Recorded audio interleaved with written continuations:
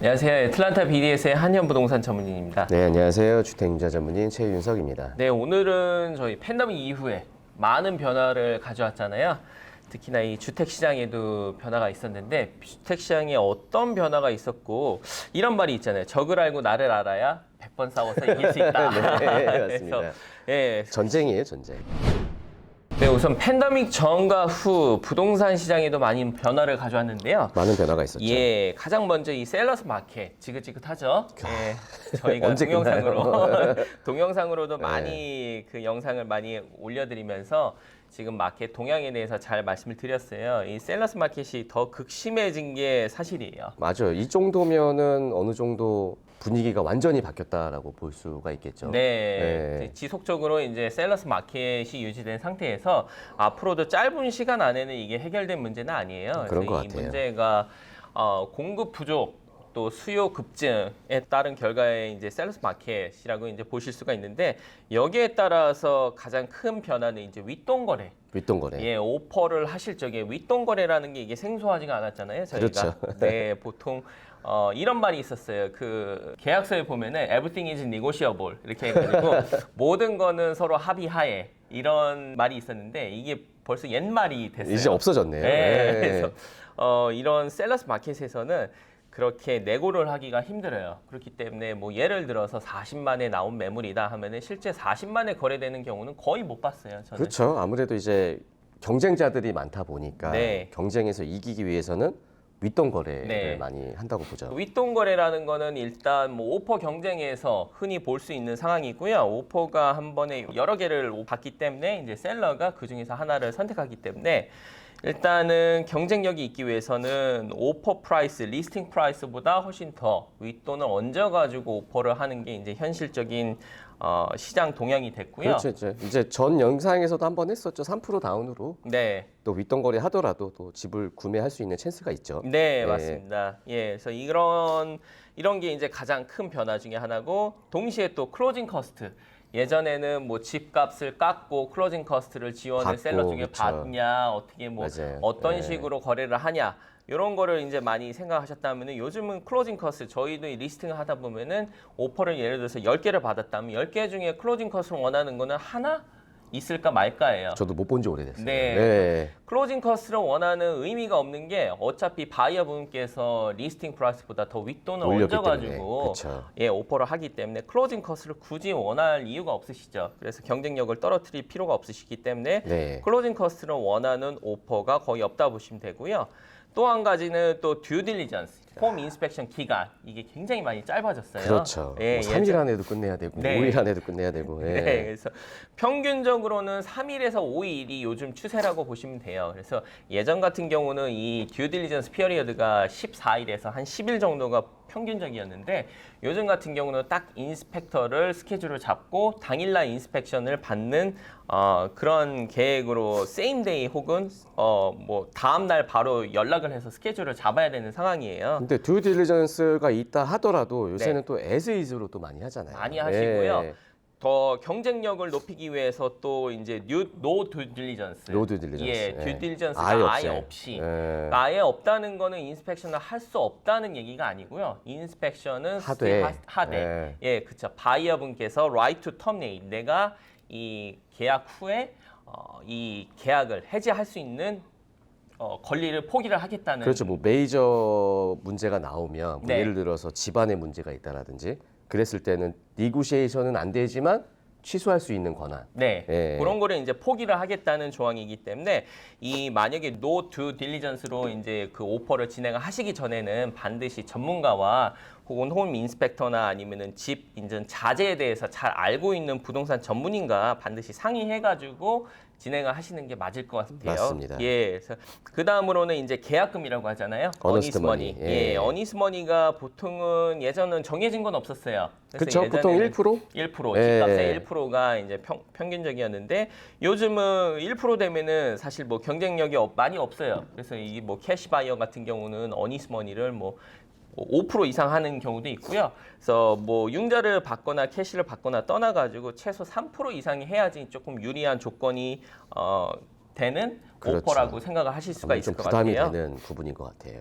네, 그래서 이거는 아무래도 어니스번이라는 거는 계약금이기 때문에 잘못하면 이 계약금이 날아갈 수가 있습니다. 그래서 그렇죠. 반드시 이 계약금 또 이 종전에 말씀드렸던 듀딜리전스, 홈 인스펙션하고는 또 연관이 되는 거기 때문에 반드시 전문가와 상의를 해가지고 충분히 이제 상의 후에 진행을 하셔야 되는 부분이고 네. 동시에 이 어니스먼이라는 것도 있고 이제 또 요즘은 그 부동산 에이전트 분들은 잘 아실 거예요. 옵션머니라고 있어요. 옵션머니. 예, 그래서 또 다른 게 있군요. 네, 그래서 이 옵션머니라는 거는 예를 들어서 이런 거예요. 듀딜리전스를 저희가 뭐 포기를 하되 만약에 포기를 안 할 경우 뭐 5일 정도를 저희가 에스킹 하는데 그 5일 안에 어떤 이유에서든 저희가 만약에 계약을 해지를 하겠다. 홈 인스펙션 문제건 뭐건 그러면은 5일 안에 해지를 할 경우에는 계약금 외에 세컨 계약금이라고 두 번째 계약금이라는 그 형태로 생각을 하시면 되는데 이 계약금은 non refundable로 셀러한테 예, 저희가 지불을 하겠다. 뭐 이런 개념으로 생각을 하시면 될 것 같아요. 네. 이런 옵션 머니를 추가로 고려하는 것도 이제 생각을 해보실 문제고요.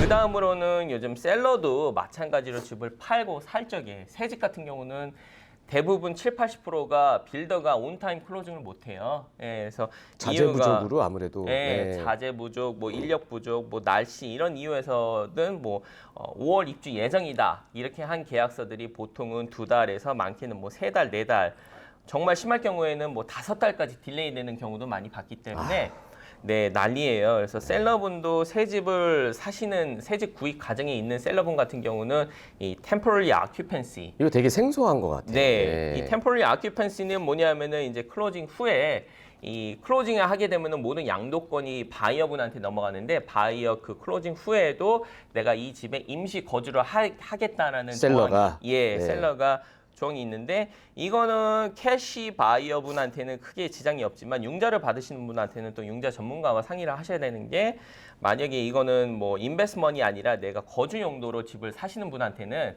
이 기간이 60일 이상이 넘으면 또 안 되잖아요. 60일이 넘게 되면은 네. 이게 그 거주 용도의 주택이 아니라 투자 용도로 간주가 되기 때문에 이런 부분도 잘 상의를 하셔야 되는데 이런 temporary occupancy 조항을 요구하는 셀러들도 많이 늘어나고 있는 추세예요. 가끔 가다 보는 것 같아요. 네. 계약서에 보면 셀러가 바로 나가지 않고 뭐 일주일에서 한 2주 정도는 네. 기간을 줘서 이제 나간다라는 그런 조항인 거죠. 네, 이런 게 생긴 게 이제 셀러분들도 집을 팔고 살 적에 아니면 새 집 같은 경우는 딜레이 타임이 많기 때문에 예상치 못한 이런 일들을 대비를 해가지고 요구를 하는 경우가 많아진 것 같아요. 그렇습니다. 네. 그리고 요즘 많이 저희가 영상도 준비를 했었는데 이제 어프레이저 컨틴전시, 파이낸싱 컨틴전시 이런 조건부 조항 같은 것들을 많이 최소화를 하거나 아예 없애거나 아니면은 노 어프레이저 컨틴전시로 감정가와 상관없이 내가 이 계약을 계속 이행을 하겠다라는 조항을 내세워가지고 오퍼를 하는 경우가 대세인 것 같아요. 그렇죠. 요즘은. 아무래도 뭐 별 의미가 없는 것 같아요. 이제 이미 더 오퍼를 현금으로 더 많이 줬는데 네. 거기에 이제 어프레이저 컨텐츠를 딱 걸어버리면 의미가 없잖아요. 그쵸. 그렇기 때문에 뭐 셀러 입장에서는 달갑지 않은 조항인 거죠. 예, 네. 맞습니다. 그래서 방금 말씀하신 것처럼 어프레이저 컨틴전시라는 거는 바이어 쪽 은행에서 요구를 하고 또 바이어 쪽에 대한 프로텍션의 의미의 조항이라고 보시면 될 것 같아요. 다행히 파이낸스 컨텐전시 같은 경우는 걱정하실 필요가 없는 게 요새는 뭐 하루면 승인이 나오니까 네. 뭐 샘데이 어프로블도 가능하니까 네. 이런 조항은 조금 부담스럽진 않은데 어프레이저 컨텐전시는 조금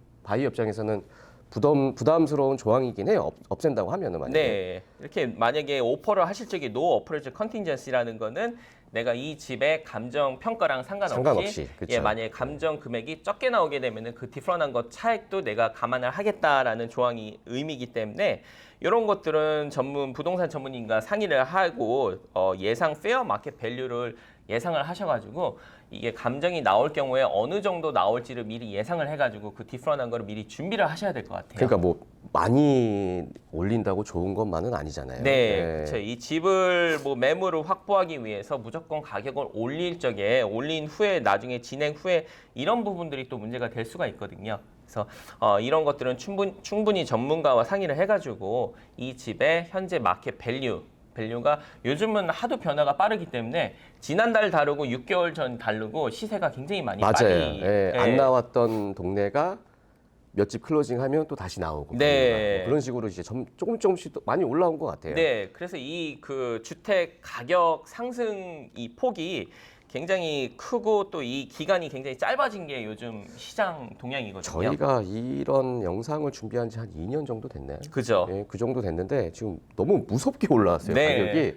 이게 작년하고 또 올해 보면 또 달라요. 네. 다르기 때문에 빨리 움직이는 게 좋을 것 같아요. 네, 그래서 이런 노 어프레이저 컨틴전시 어프레이저에 대한 조건부 조항을 이거를 이제 권리를 포기하시는 오퍼를 진행을 하실 적에는 반드시 전문가와 상의를 하고 좀 아까 말씀하신 것처럼 이제 융자 같은 경우도 회사에 세임데이 어프로블이 있고 또 하루 이틀 안에도 어프로블이 가능하니까 뭐 융자 승인 조건부 조항 같은 것들, 노 파이낸싱 컨틴전시 같은 것도 융자 전문인과 미리 상의를 해가지고 진행을 하시는 게 맞으실 것 같아요. 네. 네, 이런 부분들이 팬데믹 전과 팬데믹 후 포스트 코로나라고 하는데 이제 요즘은 또 위드 코로나. 위드 코로나. 포스트 팬데믹, 뭐 위드 코로나 이런 단어들이 생소한데 이런 것처럼 변화들이 많이 있기 때문에 요즘은 잘 인지를 하셔가지고 진행을 하셔야지 차질이 없으실 것 같습니다. 맞습니다. 그래서 오늘은 이렇게 부동산 시장의 변화된 흐름에 대해서 또 어떤 것들이 변화된 거에 대해서 영상 한번 준비해봤고요.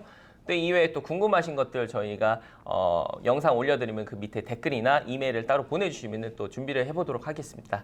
지금까지 애틀란타 BDS의 한현부동산 전문인이었습니다. 주택유자 전문인 최윤석이었습니다. 감사합니다.